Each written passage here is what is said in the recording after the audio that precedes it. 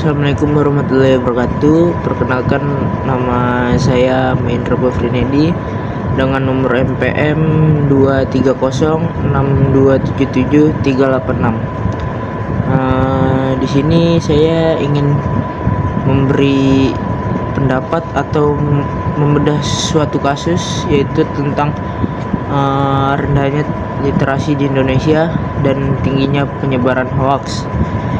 Sikap kita terhadap rendahnya literasi di Indonesia dan tingginya penyebaran hoaks dapat dilihat dari perspektif Pancasila dan filsafat dengan berbagai sudut pandang.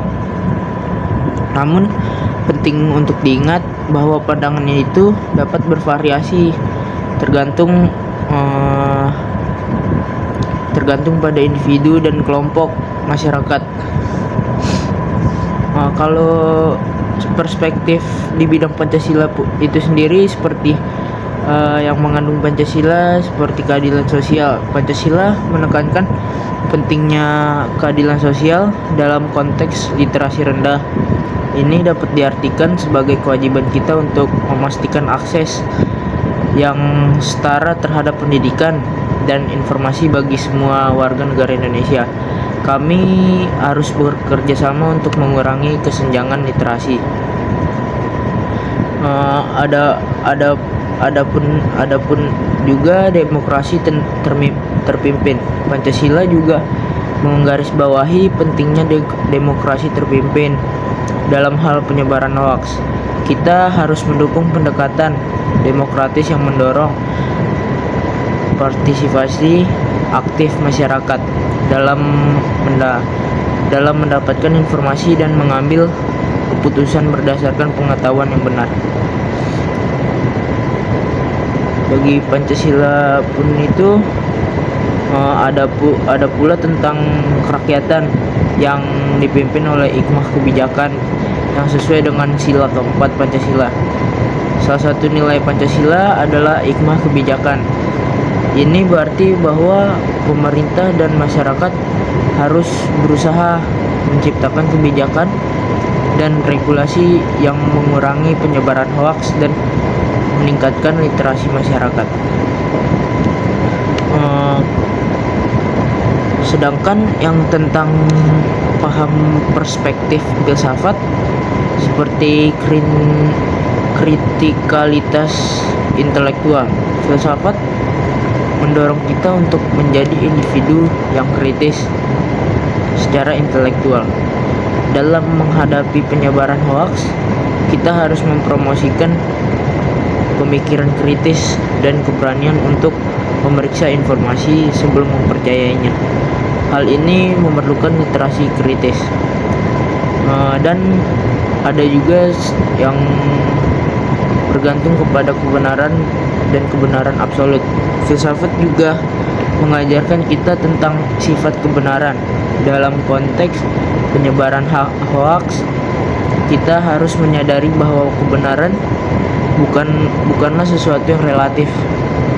Menghargai kebenaran dan menyebarkannya adalah tanggung jawab moral kita. Etika komunikasi. Filsafat etika mengingatkan kita tentang pentingnya komunikasi yang jujur dan etis. Penyebaran hoaks adalah pelanggaran terhadap etika komunikasi, dan kita pula harus berusaha untuk mengedukasinya ke masyarakat sekitar tentang pentingnya etika dalam berbagi informasi. Dalam rangka mengatasi masalah literasi rendah dan penyebaran hoaks di Indonesia, kita dapat mengambil tindakan konkret seperti peningkatan literasi. Peningkatan literasi pun itu sendiri mendorong pendidikan yang lebih baik dan akses yang lebih luas terhadap literatur dan sumber daya pendidikan. Dan kedua, ada pendidikan media literasi. Pendidikan media literasi itu pun memasukkan pelajaran media literasi ke dalam kurikulum pendidikan yang berguna untuk membantu masyarakat memahami dan menilai informasi dengan lebih baik. Selain pendidikan media literasi, ada juga penegakan hukum, menerapkan hukuman yang tegas terhadap penyebaran hoaks yang merugikan di masyarakat. Jadi kalau kita menyebarkan berita-berita hoaks, ada pula hukum yang tertera di balik hukuman itu tersebut, agar kita jerah akan perbuatan-perbuatan yang kita langgar. Dan ada pula kampanye kesadaran. Kampanye kesadaran itu pun seperti melakukan kampanye penyadaran untuk meningkatkan pemahaman masyarakat tentang bahayanya hoaks dan pentingnya pemikiran kritis. Selain kampanye kesadaran, ada pula partisipasi aktif. Partisipasi aktif itu pun mendorong masyarakat dalam mendukung berita dan informasi yang akurat, dan mempromosikan nilai-nilai Pancasila dan etika komunikasi. Keseluruhan sikap kita terhadap rendahnya literasi dan penyebaran hoaks di Indonesia harus didasarkan pada nilai-nilai Pancasila dan prinsip-prinsip filsafat yang mendorong keadilan, kebenaran, dan etika dalam komunikasi dan berpikir. Kalau diperinci lagi, perspektif Pancasila yang mengandung Pancasila seperti gotong royong. Gotong royong itu prinsip gotong royong dalam Pancasila mengajarkan kita tentang kerjasama dan saling membantu dalam masyarakat.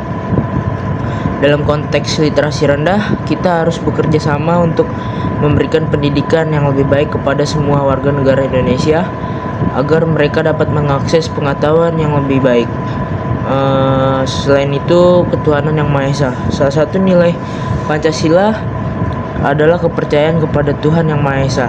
Dalam menjalankan tugas literasi, kita harus bertanggung jawab atas penggunaan pengetahuan kita dan memastikan bahwa informasi yang kita sebarkan tidak melanggar nilai-nilai keagamaan atau menfitnah orang lain.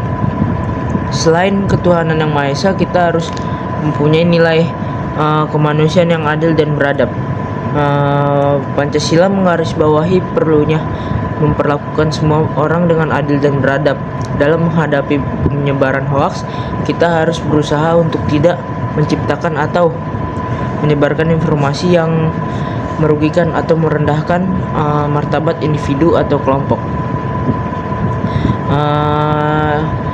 Tadi itu pemahaman perspektif Pancasila. Sekarang ada pula perspektif pemahaman filsafat seperti kritisisme epistemologi. Dari sudut pandang filsafat, kita harus memiliki kritisisme epistemologi yang memungkinkan kita untuk memeriksa asumsi dan pengetahuan kita secara kritis. Ini berarti kita harus selalu bertanya, bagaimana saya tahu ini benar, dan mencari bukti yang solid sebelum menerima informasi. Hakikat pengetahuan. Filsafat juga membahas hakikat pengetahuan dalam konteks literasi rendah. Kita harus menyadari bahwa pengetahuan bukanlah sesuatu yang statis. Kita harus terus belajar dan berkembang untuk memahami dunia dengan lebih baik. Kewajiban moral. Filsafat mengingatkan kita tentang kewajiban moral kita dalam menggunakan pengetahuan. Dalam penyebaran hoaks, kita harus selalu bertanya tentang akibat moral dan dari tindakan kita, dan apakah kita berkontribusi pada pembentukan masyarakat yang lebih baik atau sebaliknya. Untuk mengatasi masalah literasi rendah dan penyebaran hoaks di Indonesia, ada pula langkah-langkah seperti kerjasama lintas sektor, yang bagaimana kerjasama tersebut antara pemerintah, sektor swasta, dan masyarakat sivil. Ada pula langkah-langkah kurikulum pendidikan yang diperbarui. Pendidikan harus fokus pada pengembangan literasi kritis dan media literasi yang memungkinkan siswa untuk menilai dan memahami informasi dengan benar. Dan ada pula penelitian dan pengembangan teknologi. Penggunaan teknologi harus dioptimalkan untuk mendukung literasi dan mengidentifikasi serta melawan penyebaran hoaks. Dan kampanye pendidikan masyarakat, mengedukasikan masyarakat tentang cara mengenali dan menghindari hoaks serta pentingnya literasi informasi. Keseluruhan perspektif Pancasila dan filsafat dapat menjadi dasar untuk mengembangkan sikap yang positif terhadap literasi rendah dan penyebaran hoaks di Indonesia. Hal ini memerlukan usaha bersama, komitmen moral, dan pendidikan yang kuat untuk menciptakan masyarakat yang lebih literat dan berpikiran kritis. Sekian dari bedah kasus saya.